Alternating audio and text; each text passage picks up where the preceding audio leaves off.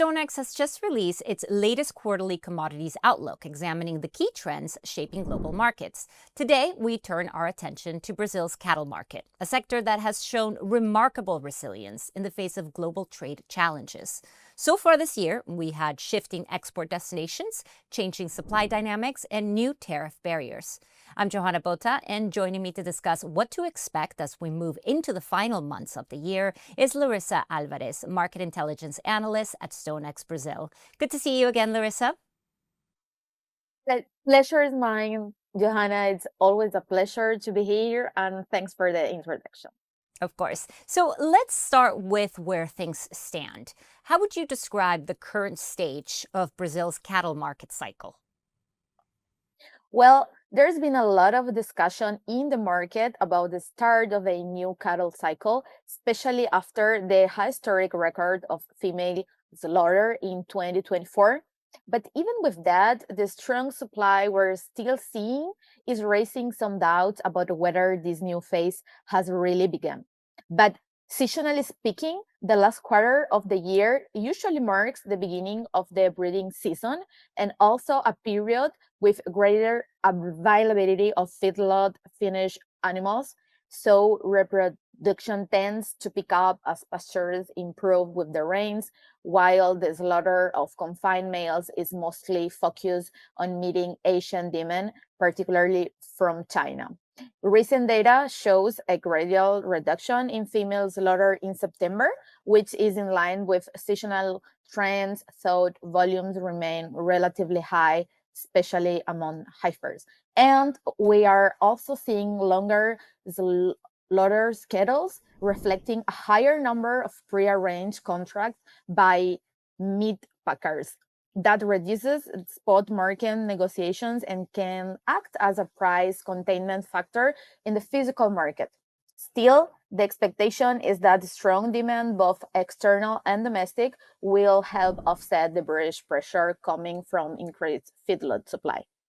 Okay, I also want to circle back to one of the big topics this year, U.S. tariffs. What kind of impact have they had on Brazil's beef exports so far?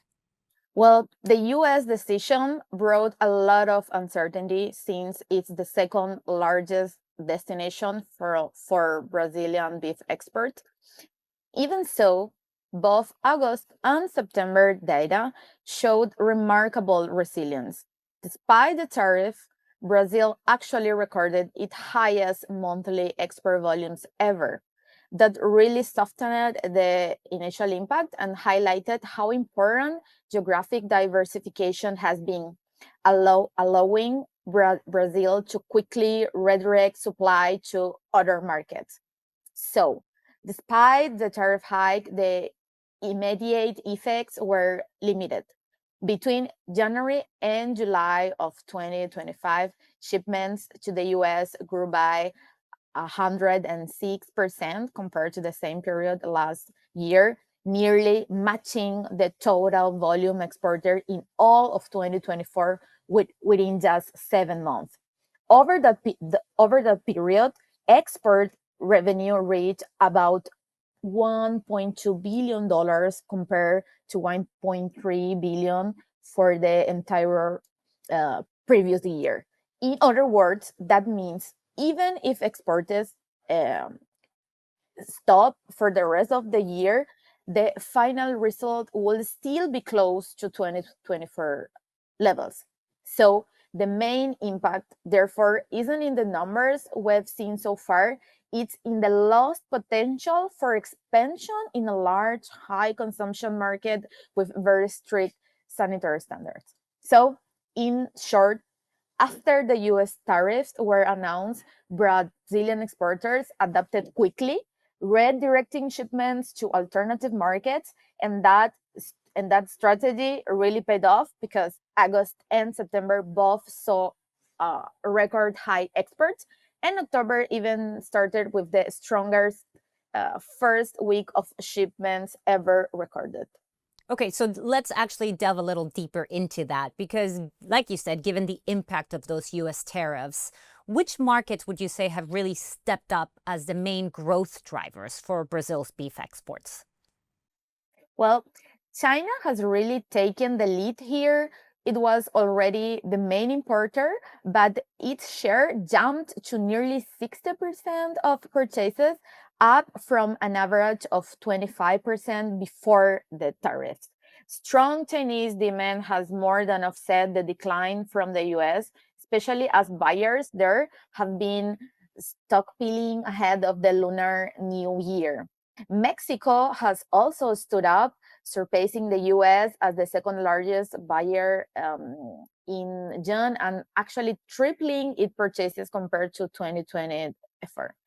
And beyond that, several other markets have helped rebuild the export portfolio, in, including Russia, Chile, the Philippines, the Middle East, the European Union, and Indonesia, which interestingly saw a sixfold increase compared to the last year. So, according to the national data, between January and August, Brazil shipped about 1.8 million tons of beef compared to 1.5 million in the same period last year. And considering that 2024 already set a record with 2.5 million tons exported, the current pace suggests so that we could be looking at a new record in 2025. Okay, so then pretty solid on the export front. What about domestic demand? Well, domestically, demand is expected to strengthen in the second half of the year, mainly due to seasonal factors like the year-end celebration and the payment of the 13th salary here. This period usually brings more purchasing power for families, and which naturally boosts the consumption of animal proteins. On top of that, stronger export reduce beef availability in the local market, putting some upward pressure on prices. And another important point is consumer behavior, because beef has a strongly symbolic and cultural value in Brazil, so it tends to maintain demand even with prices rise, right? But the most important point here is that protein competition also plays a key role, because earlier this year, when chicken prices fell due to the avian flu outbreak, beef was negatively affected.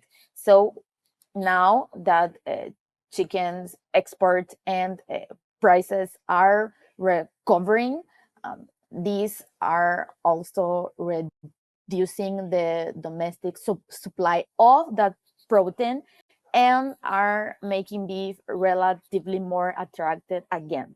So, since Brazil is the world's largest chicken exporter too, the international rebound in chicken prices should continue to support beef in the coming months.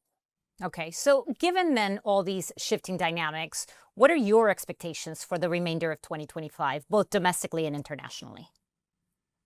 Well, domestically, tight supply and strong demand are likely to keep prices firm through the end of the year, but competition among proteins will be a key point to watch, especially with the recovery of chicken exports and the resulting rise in domestic chicken prices.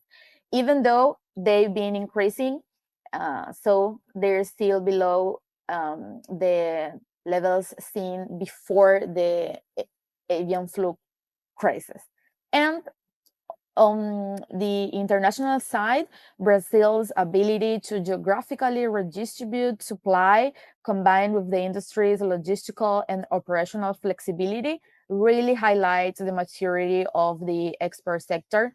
So, despite some potential exchange rate pressures on profitability, short-term trends still point to solid external demand supported by strong Chinese buying and Brazil's growing presence in emerging markets.